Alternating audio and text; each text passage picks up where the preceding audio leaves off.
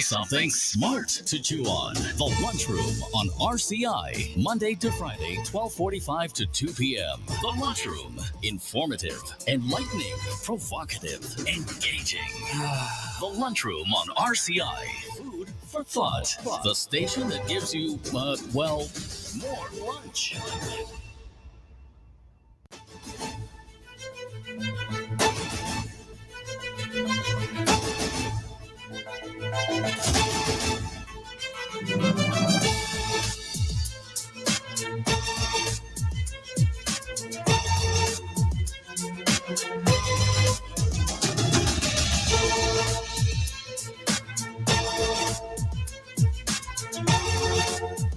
Good afternoon. Welcome to the Lunchroom on Radio Caribbean International. It's Monday, the 22nd of July, 2024, and this is program number 1215 of the Lunchroom. I'm your host, Calix George Jr. In addition to radio, we're on 101.1 FM. You can also get us at our website, rcistlucia.com. We're also streaming live on Facebook. Just search for the official page of Radio Caribbean International.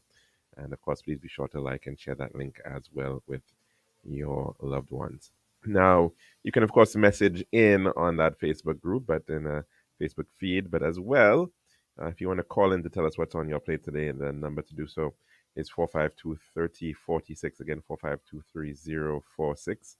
And as well, the WhatsApp number, 724-0008. You can message in to that number, or you can also call in. And again, it is 724-0008. Now, some history for today. In the year 1099, on this day, Godfrey of Bouillon was elected the first defender of the Holy Sepulchre of the Kingdom of Jerusalem, and that was during the First Crusade. In the year 1515, the First Congress of Vienna settled issues between Poland and the Holy Roman Empire and demonstrated the Habsburgs' growing influence in Europe. 1942, on this day, 300,000 Jews from the Warsaw Ghetto were sent to Treblinka extermination camp. 1963, on this day, Sarawak achieved independence from British colonial rule. And on 2011, on this day, in Norway is a victim of a twin terror attack, a bomb blast targeting government buildings in central Oslo, as well as a massacre at a youth camp on the island of Utoya. We now move on to our dish of the day.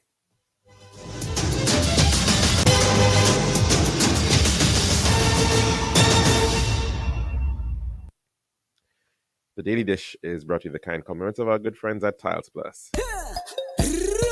One tiles for your home, I see. Bathroom, kitchen, pantry. Need tiles for your balcony. Come down to Tiles Plus, satisfaction guarantee. Tiles Plus, Tiles Plus, Tiles Plus. Big tiles with unbeatable cost. Customer service, A+. Need all kind of tiles. Come down to Tiles Plus. We also got gasware and vanity. Books, doors, you'll see. Come down to mind nobody. We got the best tiles on island. Trust me. We are located Land Street in Castries, Bossy Grizzly Lakes, and Slack Street in Beaufort. Telephone number 453-7939. Tiles Plus. Serving now, the Daily Dish. And welcome back to our program for this week. We do hope that you're having a blessed one. And in fact, just last night I was doing some cleaning and trying to put some order to the family library, and I came across one of the document which was looking into the agricultural sector in St. Lucia. It was done by a foreign consultant, I think maybe back in the 1970s or thereabouts. And one of the contributors who was paid homage in the acknowledgements was Dr. J.E. Edmonds. And those who would have known him, of course, as Dr. Joseph Edsel Edmonds, in fact, started off as a researcher, as an agriculturist, and served quite a long time in that field. Many would, of course, then known him later on as St. Lucia's ambassador to the United States, position that he served for a very long time. And just As we were looking at Facebook just a few seconds ago, I noticed that, in fact, a very unfortunate note from his son, Mr. Sebastian Edmonds, indicating, and I think I'll just share it out, that it is with great sadness that we announce the passing of our father, Ambassador Dr. Joseph Edsel Edmonds, OBE, affectionately known as Eddie. He passed away peacefully in his sleep yesterday, often described as a Renaissance man. Dad seamlessly transitioned from a brilliant scientist to a respected diplomat, later rediscovering his passion for art and poetry. To us, he was simply Dad, a true St. Lucian whose charming spirit could brighten anyone's day. On a lighter note, Dad jokingly would say a strong rum with a hint of lemon and sugar could cure anything.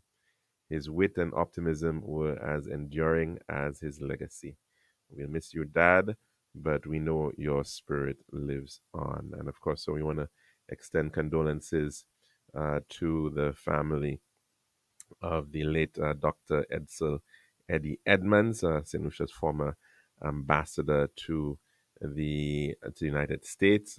He spent quite a number of years in Washington, where in fact he continued to live even after his moving on from retirement from that position. But his son as well, Anton, went on to also serve in that very same position not too long ago. So certainly commiserations to his wife and his two sons, Sebastian and Anton, and the entire Edmonds family at this time, and of course all his other relatives and loved ones. Of course, over in Washington right now, it's a very interesting state of play as the sitting president and gentleman who was not too long ago looking to become to win another term, his second term, has in fact decided to bow out of the 2024 presidential campaign race. And Joe Biden made a statement yesterday, or issued a letter yesterday, indicating that he would no longer be looking to compete on the Democratic ticket.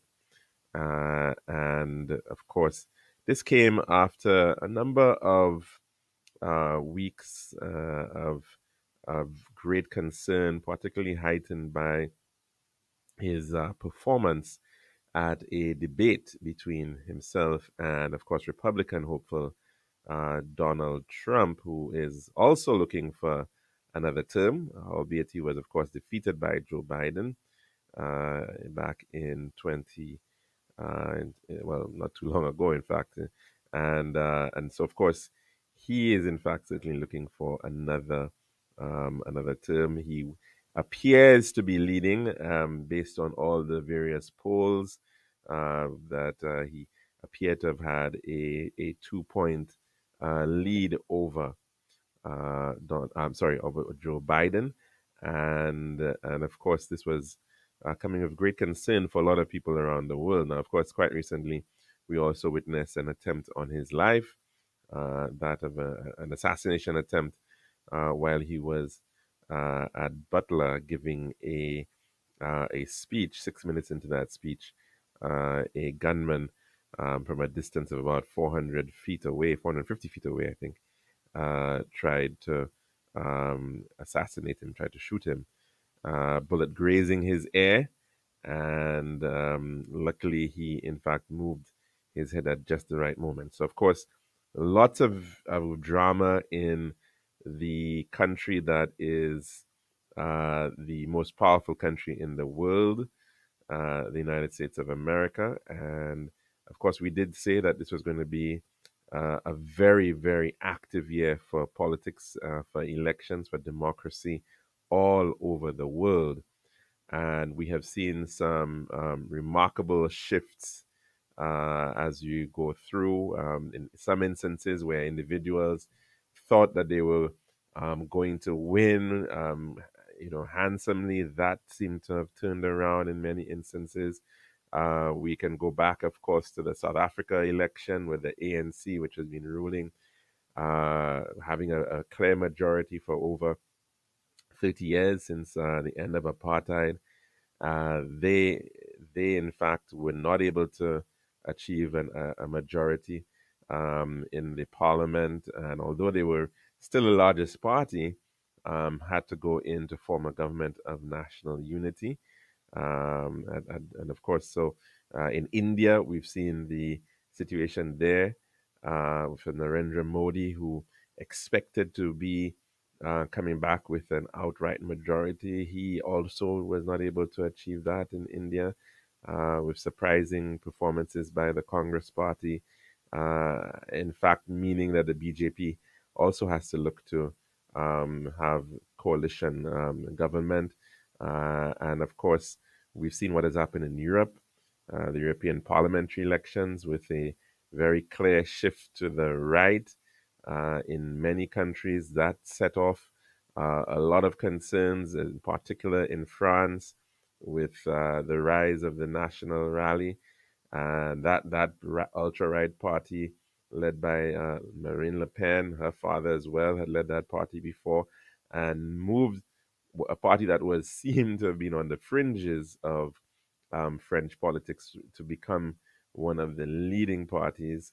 And of course, had it not been for a snap election called by centrist President Emmanuel Macron, and a rally because of the nature of the French system, 2 rounds of voting, there was effectively a sort of a concordat amongst the centrists and the lefts to be able to force um, uh, the the right wing party into the ultra right wing party into third place. And so a very, very interesting state of play in terms of politics around the world. Of course, the United Kingdom, a return of the Labour Party after 14 years out, 14 years of conservative rule, and coming in at a very difficult time in terms of the state of the economy, issues from cost of living and the state of the economy, the state of the national health system, problems with, of course, the rollout of Brexit, still a major issue, in particular for many of the other countries that are part of the United Kingdom, and a Labour Party victory, more so, in fact, a loss by the Conservative Party there.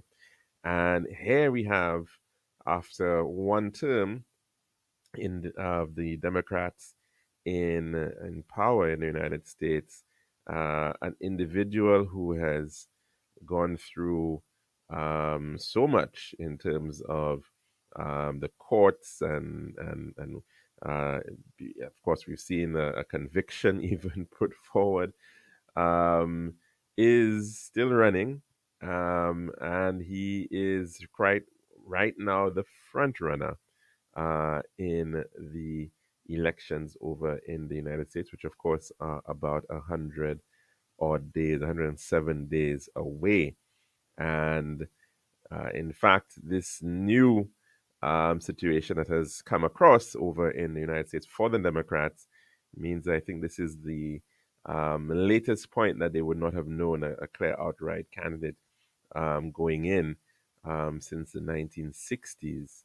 And of course, the front runner, the individual who has in fact been endorsed by Joe Biden and has been endorsed by a number of other members of the Democratic Party, throwing their weight and support behind the current Vice President, Kamala Harris.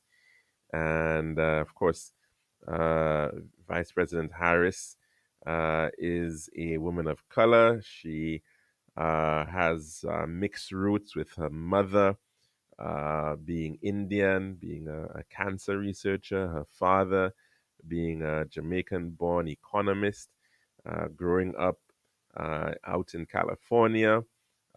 She comes from, of course, the largest state by population, and served in that state as the elected Attorney General. She is likely to become the Democratic presidential candidate heading into the general elections.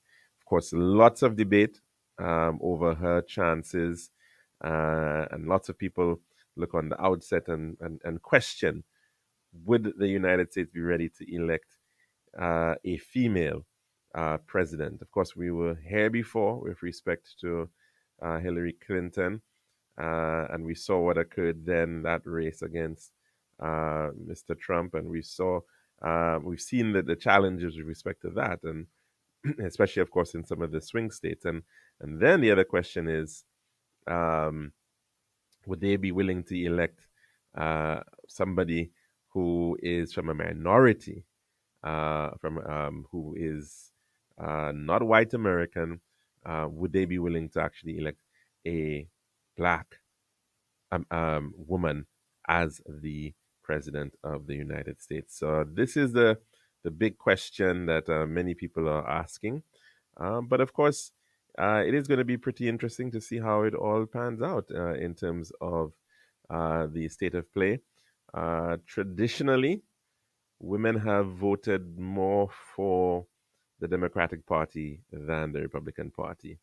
And I think I did see a particular breakdown of the results, just looking at if only women were voting in each election. And invariably, the outcomes would be even starker in the favor of Democrats coming forward, and so that is really the perhaps a great take home possibility there, if in fact Kamala Harris can pull out more female voters, if in fact she can swing more female voters towards her, and of course, if she can also garner the support of the many minority groups across the United States.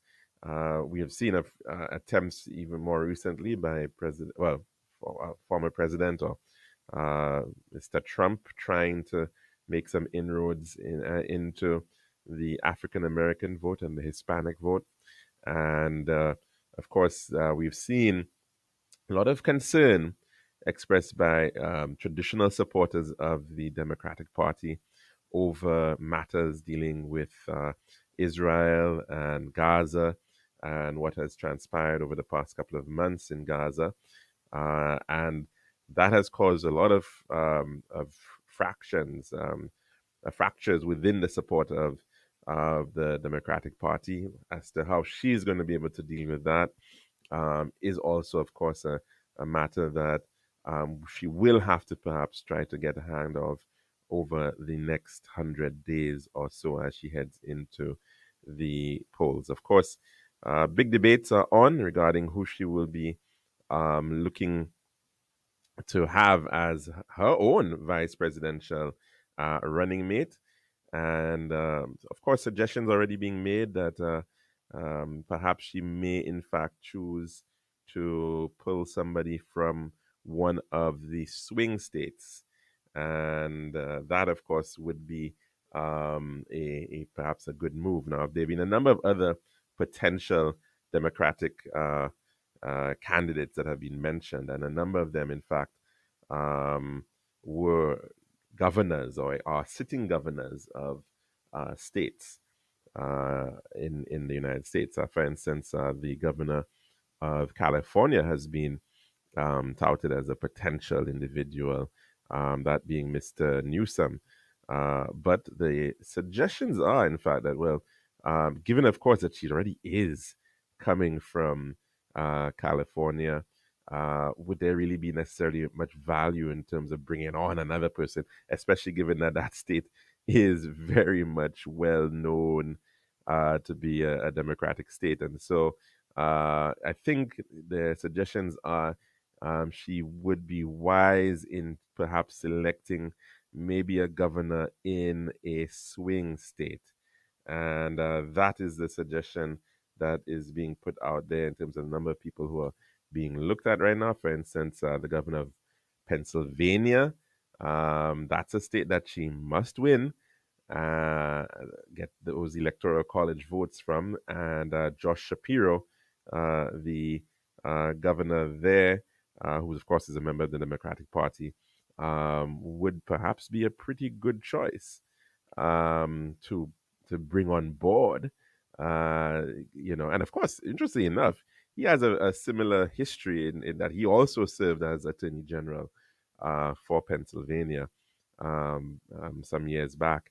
So, that it might be an interesting platform bringing forward an individual like him to be a running mate for the upcoming general election. So, of course, it's a lot of strategizing, a lot of work has to be done by the Democratic Party if they are, in fact, going to pull off a comeback at this point. Because no doubt about it, they're behind right now in terms of this presidential race, and so of course, whether in fact this could be a big moment to rally. Well, it seems to have worked in some places, that type of strategy. In the United Kingdom, for instance, although over a much longer period, Jeremy Corbyn was not able to bring the Labour Party to victory back in 2019. A changeover to Starmer, somebody more middle of the road.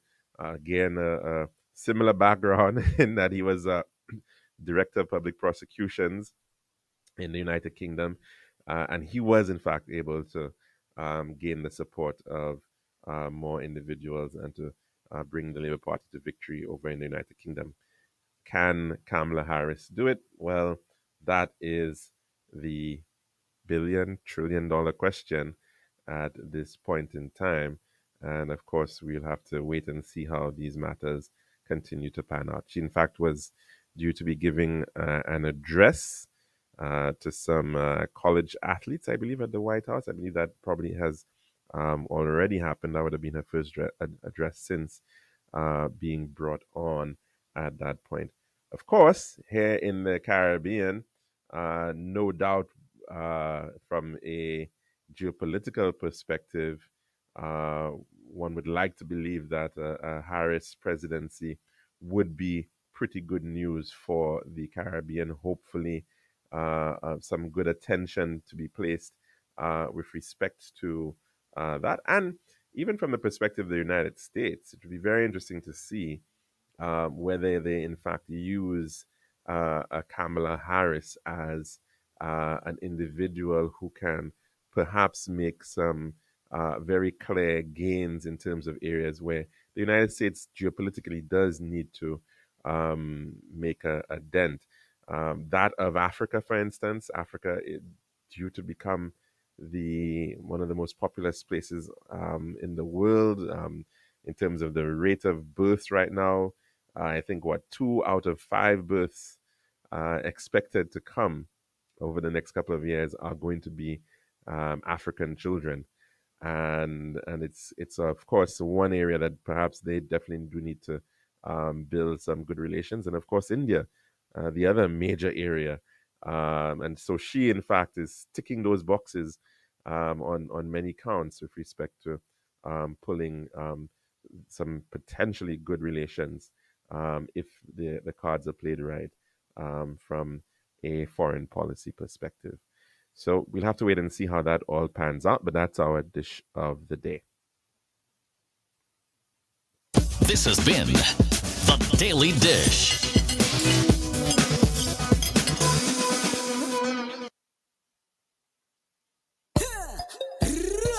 One tiles for your home, I see. Bathroom, kitchen, pantry. Need tiles for your balcony. Come down to Tiles Plus, satisfaction guarantee. Tiles Plus, Tiles Plus, Tiles Plus. Big tiles with unbeatable cost. Customer service, A plus. Need all kind of tiles. Come down to Tiles Plus. We are so glad that's and vanity. Boss, you'll see. Come down to my nobody. We got the best tiles on island. Trust me. We are located Land Street in Castries, Bosses, Grizzly Lakes, and Flag Street in Viewfort.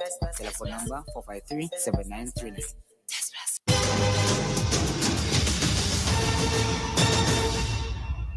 And we are now due for our weather report. So we're going to take that in just a few moments. Girl, I've been been so stressed searching for the perfect tiles to complete my home. Really? Yeah, it's always the same white, beige, and gray tiles with the style stores. Like they're all buying from the same place. You're the design expert. Help me, please. I'm fed up. What are you looking for? Something different. Something that says Caribbean beauty and suits my personality. Something vibrant and classy with a little razzle dazzle. Okay, Ms. Razzle Dazzle, I know just the place. Island Style Tile and Bath, they're my number one store for everything tile. And with their new In Living color collection, you'll find the most gorgeous styles to give you that splash of Caribbean flair you're looking for. That sounds perfect. I'll even take you myself and throw in a free design consultation. I'll never say no to that, sis. I can't afford you anyway. Visit our Island Style showrooms in Castries, Rodney Bay, and View Fort, or call 450-452 or 453 Tile. We'll help bring your vision to life in living color. This is Radio Caribbean International. It's now time for the weather news. And welcome to the 12 noon weather report for the 22nd of July 2024. And of course, this is brought through the St. Lucia Met Services. The forecaster is Shima Joseph. The present weather at Iwanora Airport is partly cloudy. Present weather at George F.L. Charles Airport, cloudy. Present temperature at Iwanora, 31 degrees Celsius or 88 degrees Fahrenheit. Last night's minimum temperature at Iwanora Airport was 27 degrees Celsius or 81 degrees Fahrenheit. Relative humidity at Iwanora is at 72%. The wind at Iwanora Airport is blowing from the east at 21 miles per hour. That's about 33 kilometers per hour. Rainfall in the 24-hour period that ended at 8 a.m. today. Iwanora Airport 3.0 millimeters and GFL Charles Airport 1.8 millimeters. Total rainfall for the month of July thus far at Iwanora 192.3 millimeters and GFL Charles Airport 224.3 millimeters. The sunset for today is at 6:35 p.m. and sunrise tomorrow will be at 5:45 a.m. The forecast for St. Lucia Valley for the next 24 hours. Winds will be blowing from between the east and east-southeast near 20 miles per hour or 31 kilometers per hour. The weather, fair skies, becoming cloudy at times with some scattered light to moderate showers tonight. The marine forecast for seas in a 25-mile or 40-kilometer radius from St. Lucia. Tides for Castries Harbor. High at 5:16 p.m., low at 9:54 p.m. Tides for Vieux-Fort, low at present and high at 6:23 p.m. Seas are moderate with waves 4 to 6 feet. That's about 1.2 to 1.8 meters. And the forecast for the Les Antilles. Fair skies, occasionally becoming cloudy with widely scattered light to moderate showers. And our tropical weather outlook. Moist and unstable conditions associated with a weak surface trough will continue to cause occasional cloudiness with scattered showers over the region during the forecast period. The tropical wave located over the central tropical Atlantic is moving westward near 15 miles per hour or 24 kilometers per hour. This wave is expected to affect the region from late Tuesday into Wednesday. Tropical cyclone formation is not expected over the tropical Atlantic during the next 7 days. And that has been the 12 noon weather report from the St. Lucia Meteorological Services. And of course, thanks to forecaster Shima Joseph.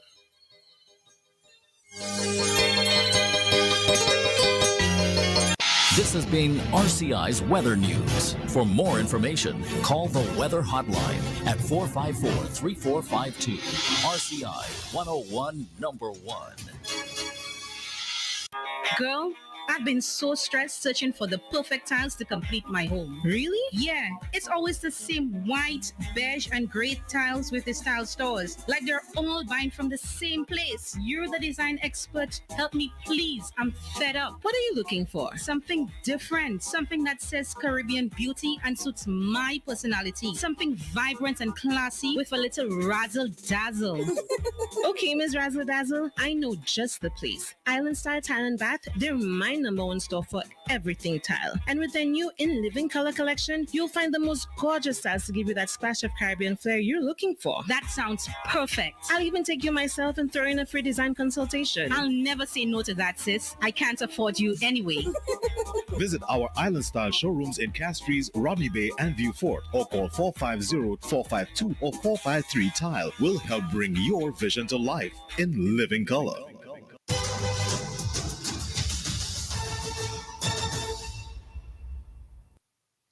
And welcome back to our program here at the Lunchroom on Radio Caribbean International.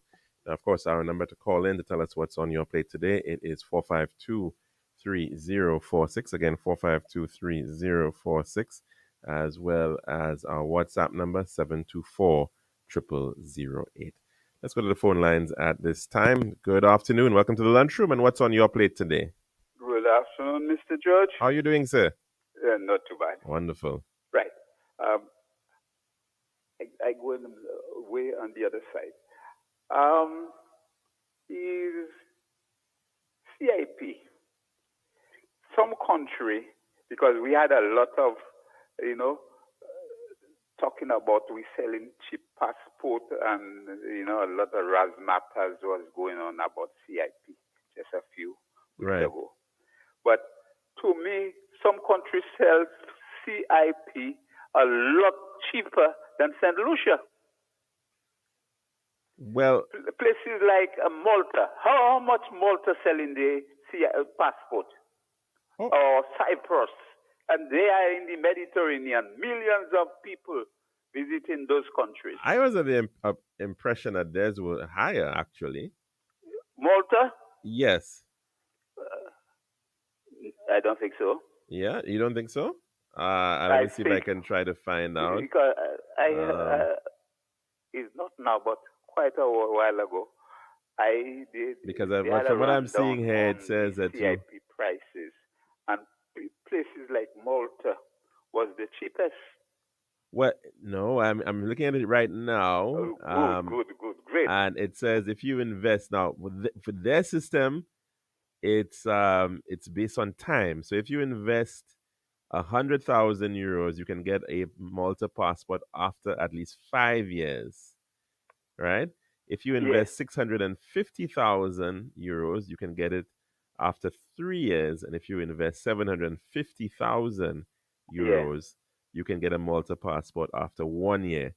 So depending on how quickly you want it, the length of time, you can. But if an upfront, I mean, which tends to be what it is, if somebody wants it within a particular amount of a year, for example, it's a considerable sum. It's nearly €750,000 euros. That's I mean, that's a lot of money. Precisely. So that's a fair sum of money to be putting out. Yeah, but America sell passport, any? Well, the United States has a green card program, which is a residency program. And of course, that tends to be, they've got different ways that it applies. There's a lottery system. There's also, I think, a point system. They also have, if you've got family there, they can apply for you, But there's also an investment. Now, the U.S. does have an investment scheme as well for residency. But from what I recall of this, the United States doesn't refuse you. Well, from what I recall of their system, it's pretty. I mean, you've got to, I think, invest over $1 million US, and I think depending on where you invest, that might come down somewhat. I believe. So if you're investing in a rural area, then it's considered. I think the rates may vary, but it's still a fair sum of money. I mean, this is not for. So it's certainly not 100,000 US, which is what we were seeing. Many countries in the Caribbean were at. This is where we were at here in St. Lucia. And remember, this was something that had been raised from early. This race to the bottom, right? It never really helps anybody when everybody's trying to underprice the other. Right, and that unfortunately was what we saw in the Caribbean when we started off. with the Citizenship by Investment program back in 2015, Yeah. St. Lucia was at $300,000, I believe. Right? I think that was the minimum for an investment through an approved real estate investment or something of the sort. So I mean, there were some different options as well, but that was the base. And of course, there has been a decision through this memorandum of agreement to cap it at a minimum. Sorry, not to cap it, but to floor it at So, 200,000 US. when you say cap it, cap St. Lucia, Not CIP, cap. or around the Caribbean? So all around the Caribbean, the minimum rate is supposed to be $200,000 US per passport. Yeah. And what's about development? Because when it started, they said people would have come and build and do other things. So Some that people is the would model. Just get up, lock, stock, and barrel, and just drop in St. Lucia, drop in Dominica. Right. Now, so remember, the model was originally an investor would have a project. So you would have some sort of an approved development, maybe say a hotel, for argument's sake. And that hotel, the investment was valued, for argument's sake, 100 million US dollars, right? Yes. You would then be told, well, if this is the value, you have to be bringing in your own equity, right? And I think that was a minimum of 30% of the total value. So in other words, you would have to be bringing in, say, 30 million.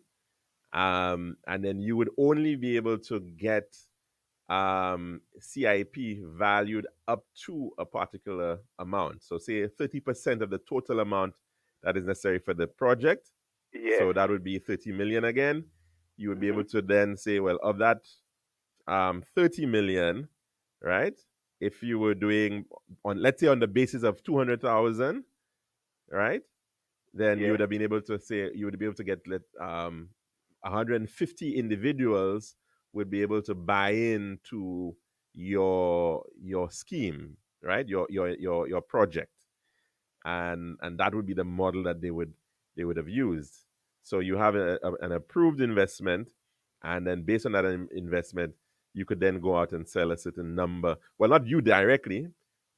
It would normally be through some agent or promoter or whatnot to have 150 passports sold. But say if you buy your CIP in Dominica, yes, and you decide to change your mind and come and live in St. Lucia, well, nothing would it still work? Well, a Dominican can come to live in St. Lucia because we have freedom of movement, and we have So yeah, that's the implication. So it works just like the Dominican National will do it. Yes. And the person who buy the CIP from Dominica can do it as well. In terms of a passport, so in other words, of citizenship. So whatever a Dominican citizen can do normally here in St. Lucia, a person who has gained citizenship through investment could have the same benefits.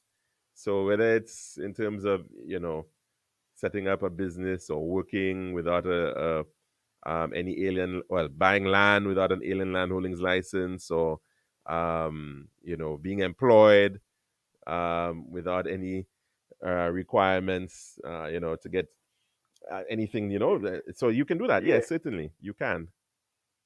Yeah, you could do it, and in fact, some people have actually done that. In the case, they've gained citizenship by investment.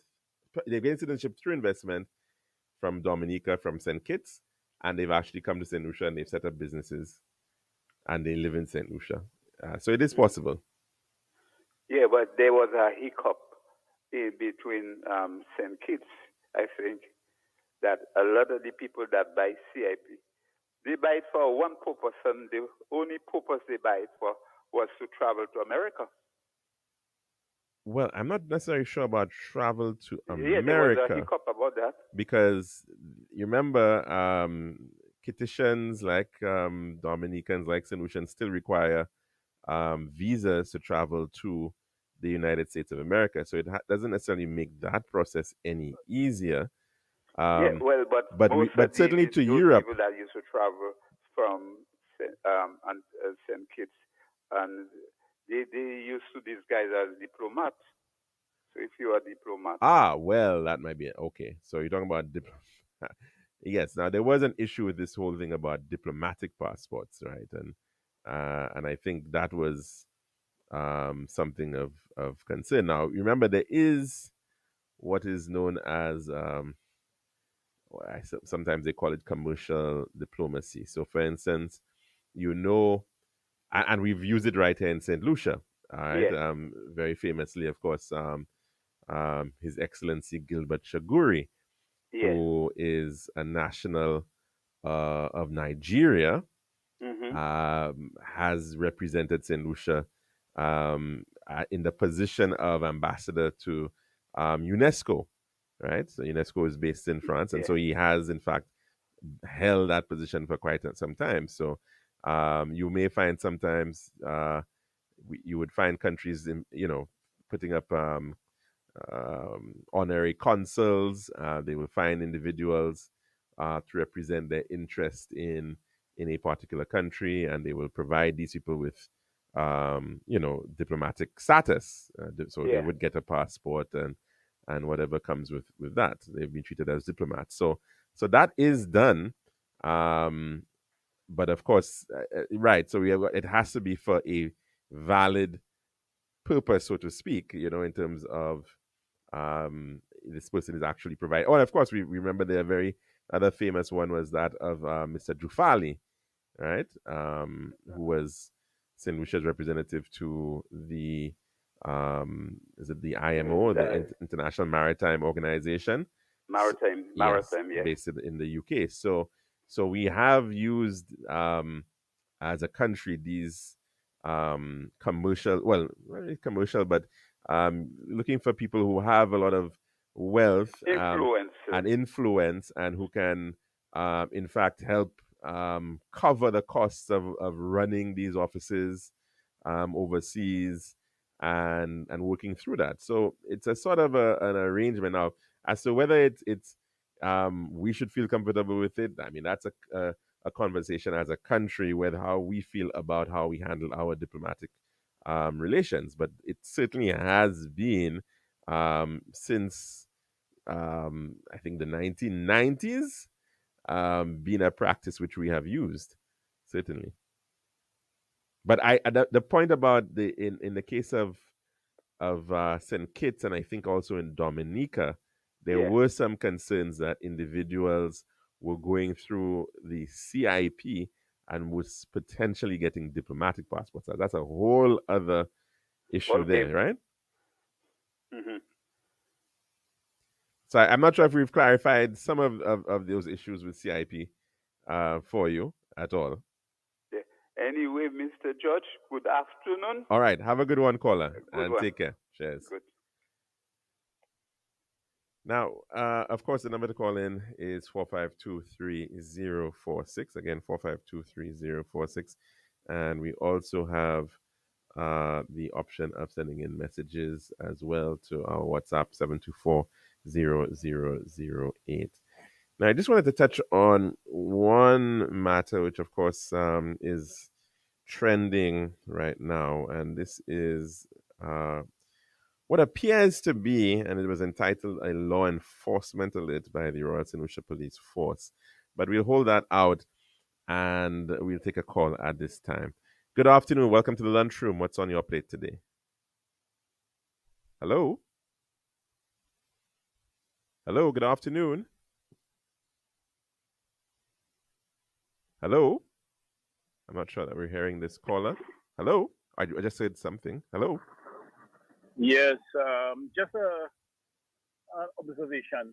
I realized that they worked on that road near the zoo there, going up.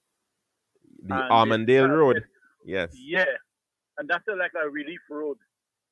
Yes. And after that, they came back to widen the bottom section from the bakery going down and up by Lucian Country Life there. Right. I think, I don't know if the land belongs to the government or whatever, but Hello? I think so. It looks like we've lost that caller again. Hello? I suspect he may have gotten cut off there. Okay. Let's take another call. Good afternoon. Welcome to the lunchroom. What's on your plate today? yes, that's me. Oh, okay. Go ahead, please. Thanks. Yes, so I was just asking if some concessions could be given and widen that road going down at least to the bakery by about 1 or 2 feet.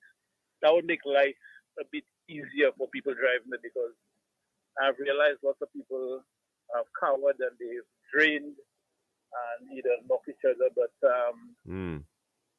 something, they can look into that and see if they could help out there. And Kalik, something else that happens and bothers me, when you have road closures due to construction or road repairs, right?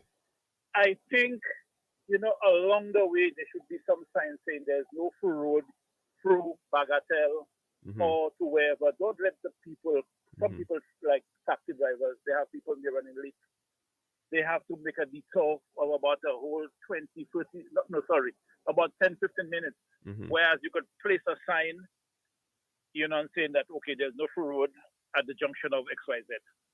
So that's one for the ministry to consider again, because it looks like every road maintainer does their own thing. Well, that's placing cones on the road. Yes. You have other people mixing cement on the roadside. They put piles of stuff. I think we have to take back our road. Yeah, that thanks for that point, caller. That's a major issue that I think, as you rightfully saying, there has to be some coordination. Now, even as you say, who's doing it? Sometimes it may not even be the Ministry of Infrastructure, but the Ministry of Infrastructure, by right, should be informed, right? Whether it is WASCO, whether not it is only informed. They have right to regulate precisely what happens to the road. Precisely, they are the authority under the Roads Act, right? And so if there is to be a road closure, they are the ones who should be giving permission and stating the terms and all of those details. That's really who it is at the end of the day. Not even really the police, I don't think. And even with the cement trucks, you have this thing spouting out concrete when they ascend certain hills, and they don't have like a pickup to clear the thing right while it's soft. And that's things we pay for again to thing, so that could be looked after. And also overhanging branches. Right now, I think you have overgrowth where when you have your bus or whatever, you get vines knocking the top of your bus, branches, So I think I must say, with some of the improvements, it's welcome. The road that was rehabilitated from Bocage, right. that was a godsend. So I'm not knocking the government on stuff. I know it takes time and whatever, but these little things could make life, much, much easier for the motoring public and also pedestrians. Agreed. Thanks for that, caller. Very much appreciated that comment.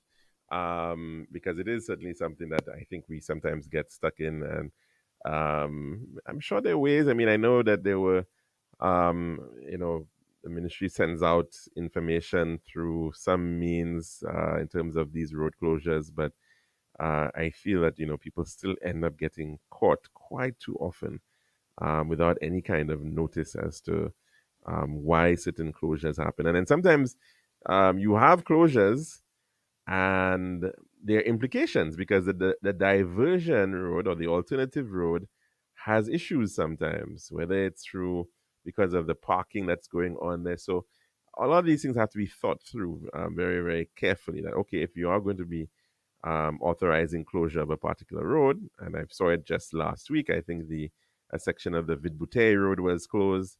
Individuals had to then divert into Leclerc and then up along Tapor Road in front of the church. And And of course, there was a lot of confusion at some junctions because of parking and which had not been looked at. People were still parking alongside the road, so it was a problem.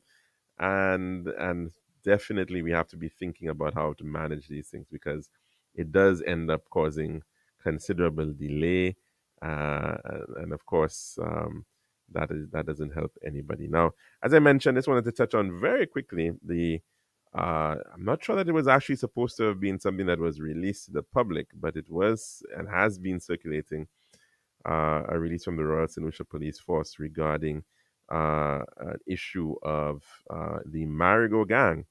And of course, we're not going to mention any of the names or anything of the sort in terms of the details with respect to that. But what shocked me, though, were the ages of the individuals on that list. Let's take in a call at this time.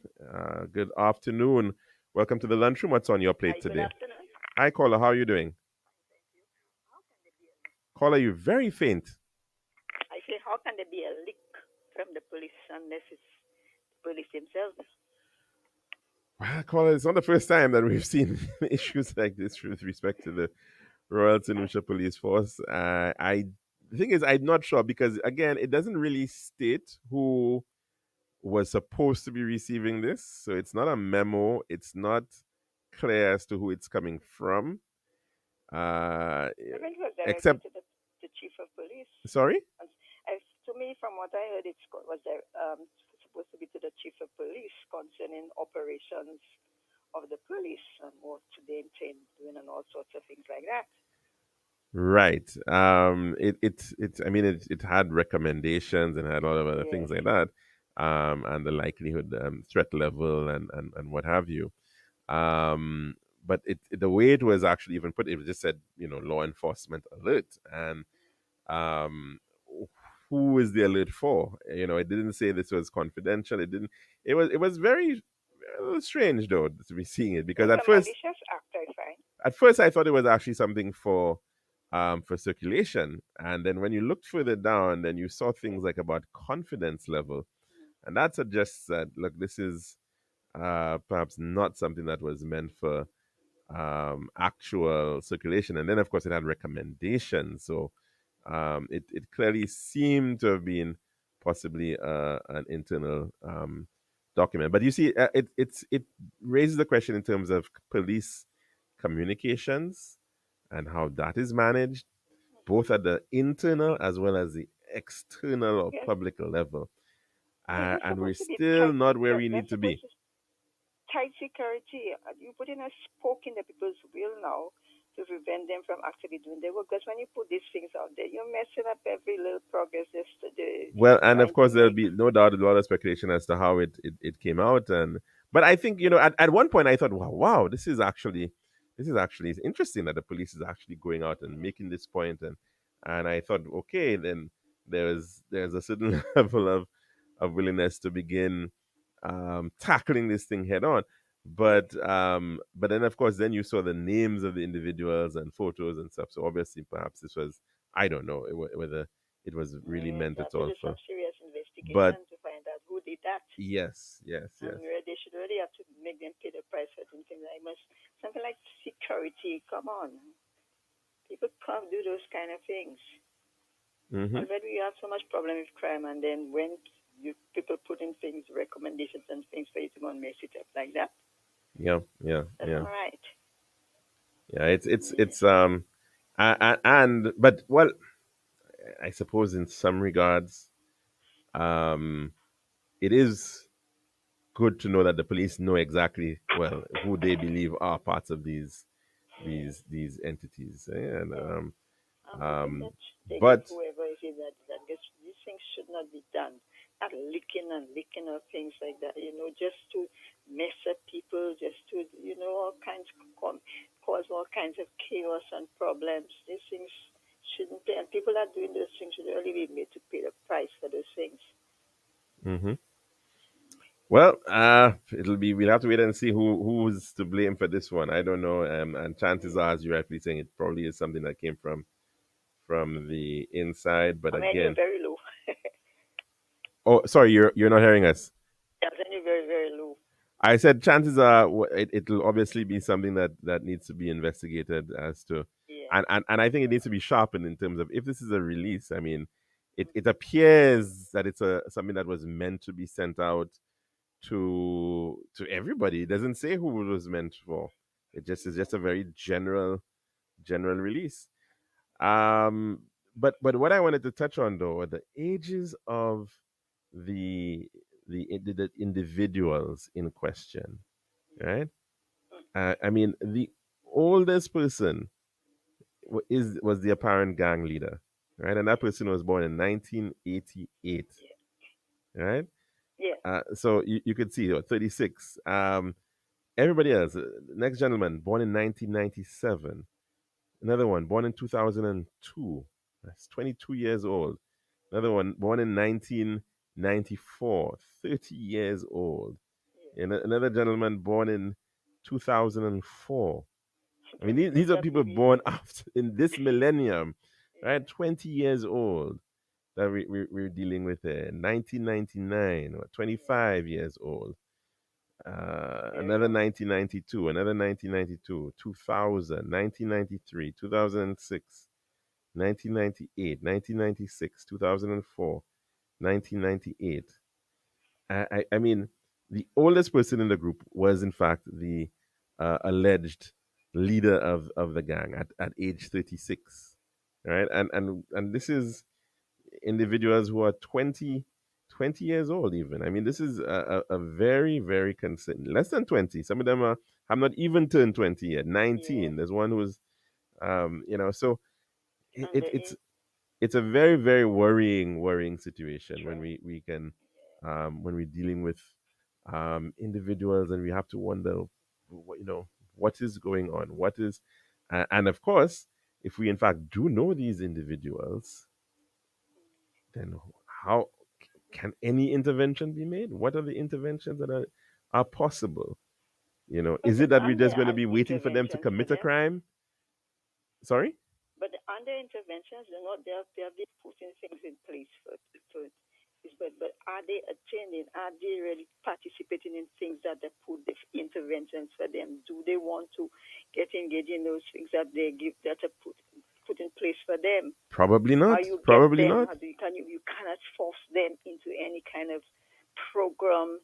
Example, the semi-professional league and all other things, the NSDC, all of these different places have things, but how do you get those young guys to go into that if they already make up their mind they want to be bad and they don't want to do anything? Yeah.